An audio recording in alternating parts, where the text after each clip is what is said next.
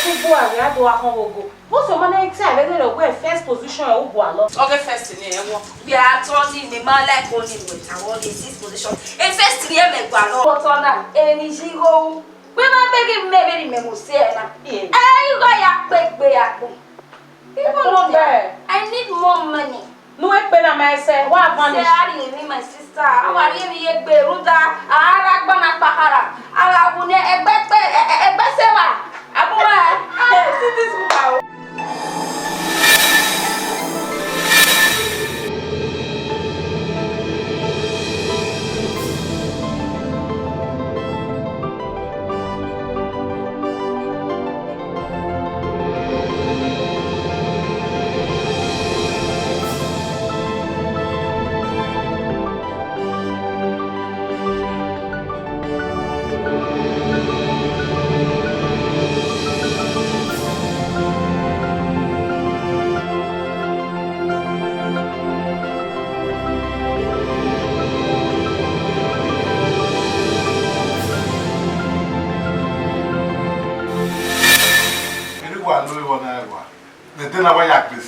I didn't give out here.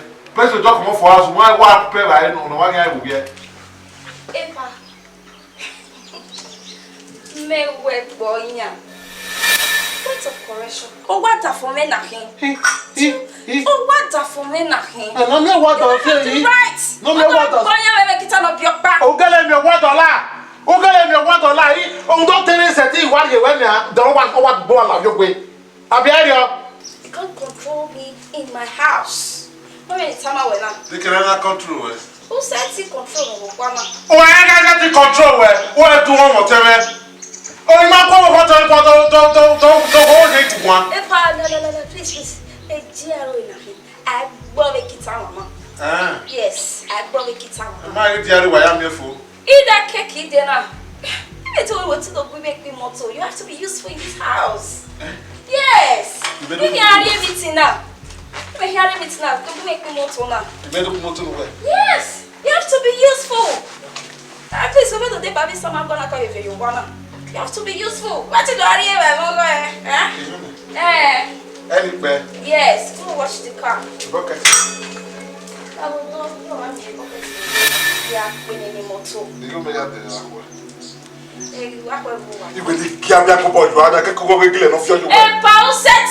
You can't do that in this house.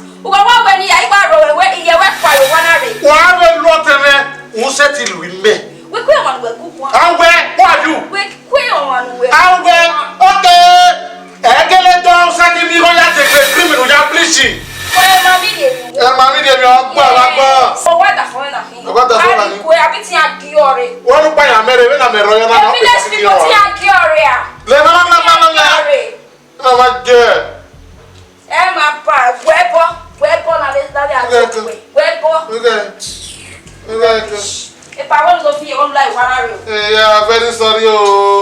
Never criminal, I can't be in when I'm more. My criminal, Yaban Selajah, went to check the criminal. Omayan Waje, in my blame or Baja, or tell me what I could do you, what do you, why you know? Can't go again of your we may have to me. Hey, I want a cat up in my way. When I fall down in your land. Who were my bag again, man? To my way where I don't go to Bullion, you know what that's away. I should go and wash you to the meeting. We don't want that bag again now. And then I fool in a man. And then I fool in a man. Mammy, we are going every day. What you, man. Ha! Hey, Salo Boame. I'm not let's hear it. Who be a Salo Boa. We even work at a meeting. Yeah, this is my baby. La, why you come? I make it away. That is Mama. What a girl. Yeah, girl, where that family name is you go. Why I do ya kota? Where ya there? No me answer. Why you turn to get back? Oh, again. Deborah.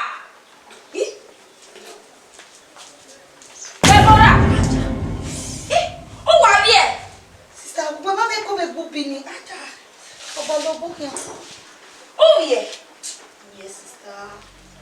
Oh, when they feel you over where you are. Sister, we are born a war. Uya banwebo. Ya banwebo na we ti ibi eyore egbe ya continue again na stop. Sister. Iwe nulewa.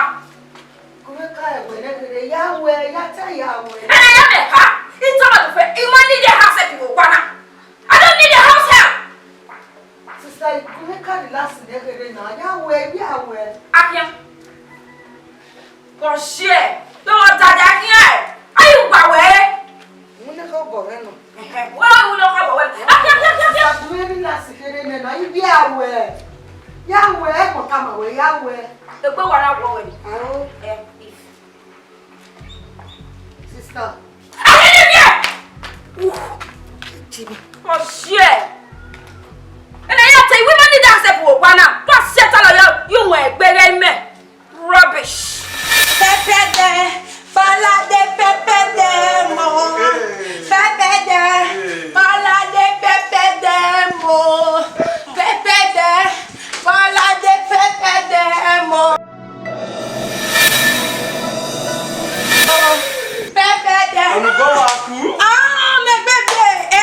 Pepe de, bala de pepe de mo. Iwadi ari hezei. Iwadi ari hezei. Ah, no. No na ho oto yi ho se mu ja. Degbe na kawe na degbe no kan mo si enu je yu egbe a na oku. I'm a big man. Wonyawo. O ma to we yin nyawo. Eyo nyawa o hama me. Ede ni mai gbe o hama we yin nyawa. No na wa mo gbe, o ye na me we ama nye gbe e fa bagun ti. Me no kede na we bore. Me kun ni ku yo we na. I me kun yo we. I live decent and simple way. Eri ya me gbe ko ma bi ru ya ko. Talk to me. Ama wa go let me kita no bi opa. Get away. Ama na we go yo. Me I met a sponsor a marriage one. Honey, you trust me. Hey, I be big man wife before. You go get on squander. Obo my yawa. Get it, baby. Ya pa I did it. Oma, I see ma.